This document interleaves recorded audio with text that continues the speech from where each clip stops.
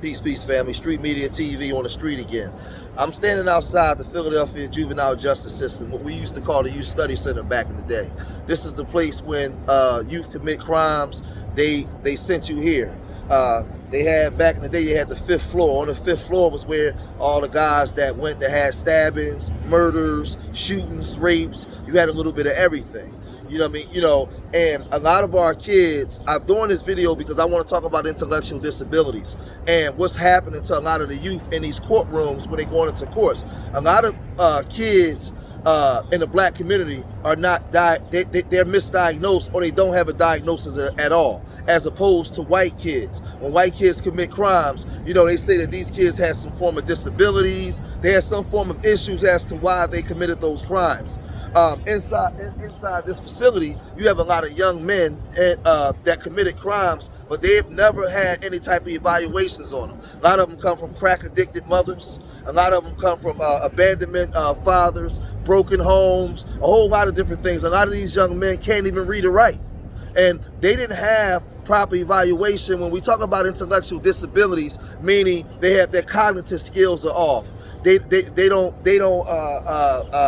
break down information the way what we call normal children do. The way that they take in information or understand consequences of actions. And this is all stuff that's on record, to the point where in schools, if you're diagnosed with an IED, intellectual disability, you can't even get suspended from school, because some of the things that you do, you don't know any better. You don't know any better.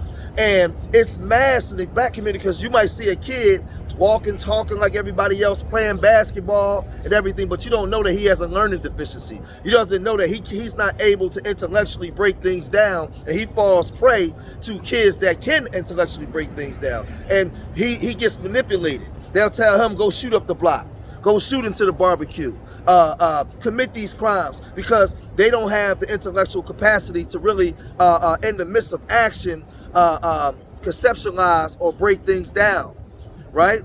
The courts know this, but the courts are not giving our black boys the proper evaluations upon sentencing, or getting them the help that they would need. See, because prior to these little young boys going into this youth study center, right, they're getting in trouble in school. There's a track record where they're getting in trouble, but these kids are not being diagnosed with ID.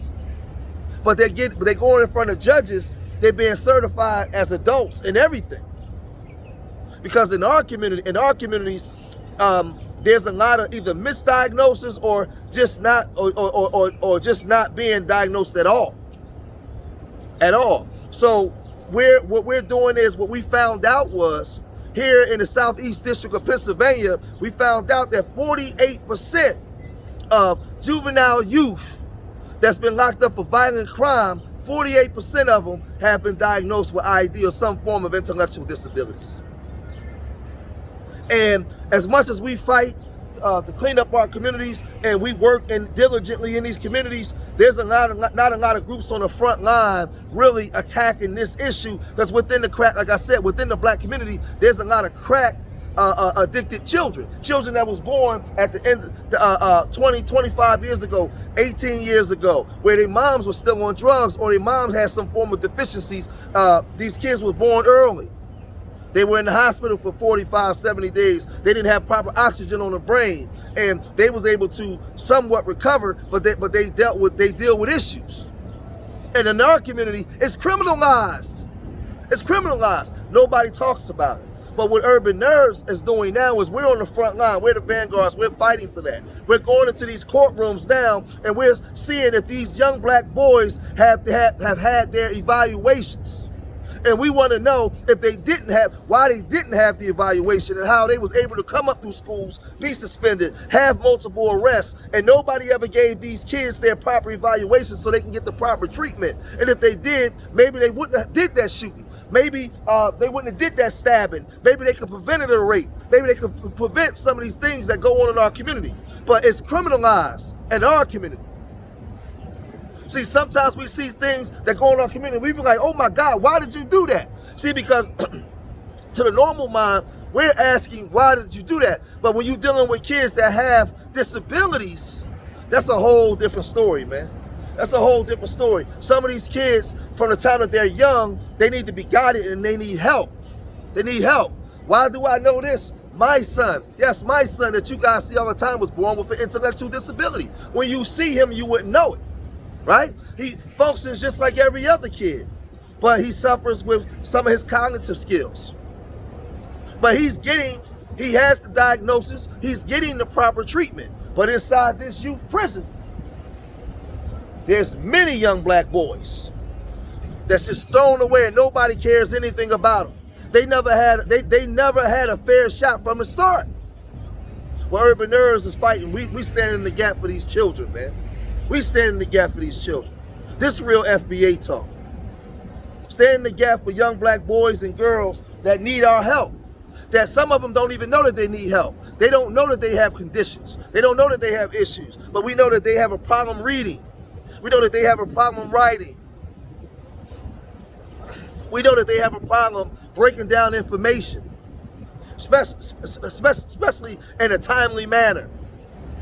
And all of this stuff translates back outside, and sometimes it could translate into criminality or harming people.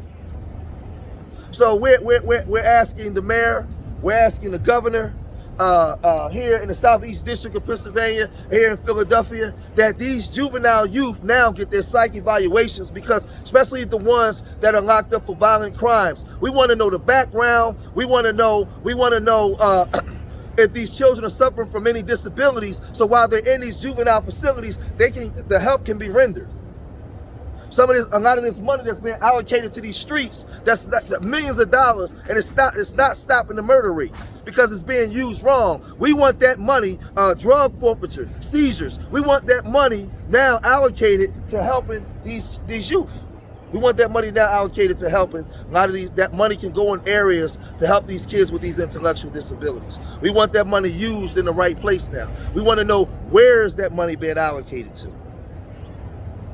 They run up in these places every day. They seize drug money. That money has to circulate back into the community. So if you're taking that money and the community, that money or those drugs is being used to destroy the community, you need to use that same money to trickle it back to the community to help these young boys. So this is what Urban Nerves is diligently working on now. And you guys are going to see me and my crew being the face of standing in the gap for a lot of these children that nobody's willing to stand in the gap for. A lot of these kids commit heinous crimes, horrible crimes. You say, oh, just throw them away. But you can't just do it that way, because right behind them is another kid doing the same thing. So we have to get to the root of the problem. What's causing these problems? That's what we have to do. So we have to come from behind the keyboards, get on the ground, 10 toes down, and start doing the work. A lot of times we go into here, you can't record. I'm waiting to get everything together where we can start recording some, but it's hard, they don't allow you to. But that's coming. That's coming in the future. But I just want you guys to understand, man, in the cities that you are in, intellectual disabilities is not something that's readily talked about in the black community. It's not readily talked about online, but I'm giving you forewarning. A lot of our kids are born with some form of autism or intellectual. If they don't have autism, it's some form of intellectual disability, and it's not diagnosed, because a lot of you moms are at work all the time, you don't notice it, you don't see it, you just think that your child just has a reading problem. No. Or just has an anger problem. No. It could be ID, and you need to get your child evaluated. Please get your child evaluated. This is George Macon standing outside the Philadelphia Juvenile Justice System. Man, listen, leave your comments in the comment section. Make sure you guys hit that like button so our videos can start getting out, so they can start getting our videos out there. This positive message, man. This positive message. Hit that like button and don't watch this video and not leave a comment. Leave a comment about intellectual disabilities and what you think that we can do better and what you can do in your town. Remember, I love y'all. Till the next time. Peace.